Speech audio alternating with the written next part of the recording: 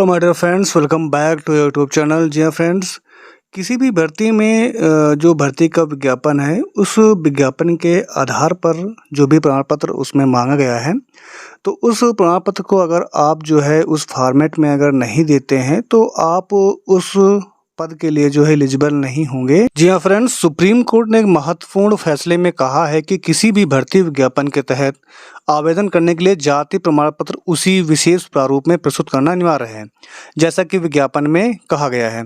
केवल किसी आरक्षित श्रेणी से संबंधित होने के आधार पर कोई कैंडिडेट इस व्यवस्था से छूट का दावा नहीं कर सकता है। न्यायमूर्ति दीपांकर दत्ता और न्यायमूर्ति मनमोहन की पीठ ने यह टिप्पणी उस मामले में की जिसमें एक उम्मीदवार ने उत्तर प्रदेश पुलिस भर्ती एवं प्रोन्नति बोर्ड द्वारा जारी विज्ञापन के तहत आवेदन किया। जी हाँ, बात करें इस पूरे मामले की तो ये मामला जो है उत्तर प्रदेश पुलिस से जुड़ा हुआ है। इसमें कैंडिडेट ने ओबीसी अन्य पिछड़ा वर्ग प्रमाण पत्र केंद्र सरकार के लिए मान्य प्रारूप में प्रस्तुत किया था, जबकि विज्ञापन में स्पष्ट रूप से राज्य सरकार द्वारा निर्धारित प्रारूप में प्रमाण पत्र की मांग की गई थी। निर्धारित प्रारूप में प्रमाण पत्र प्रस्तुत न करने पर उम्मीदवार को अनारक्षित श्रेणी में माना जाता था, जबकि इस आधार पर कैंडिडेट को भर्ती प्रक्रिया से बाहर कर दिया गया। तो उसने पहले इलाहाबाद हाईकोर्ट में याचिका दायर की।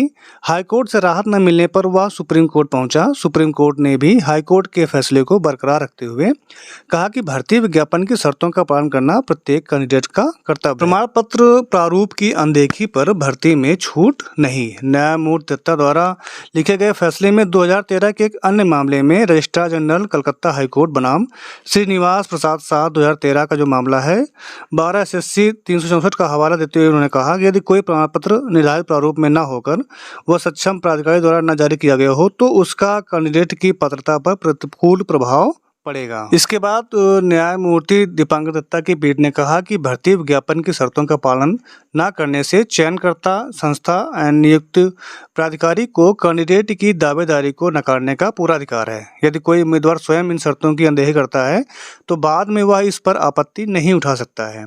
कोर्ट ने यह भी कहा कि उम्मीदवार से यह अपेक्षा नहीं की जा सकती है कि वह प्रमाण पत्र के प्रारूप को लेकर असमंजस में रहे। यदि उसे संदेह था तो वह संबंधित प्राधिकारी से सही प्रारूप में प्रमाण पत्र प्राप्त कर सकता था। केवल इस आधार पर कि वह आरक्षित जाति से संबंधित है, वह गलत प्रारूप को तकनीकी त्रुटि कहकर छूट नहीं मांग सकता है।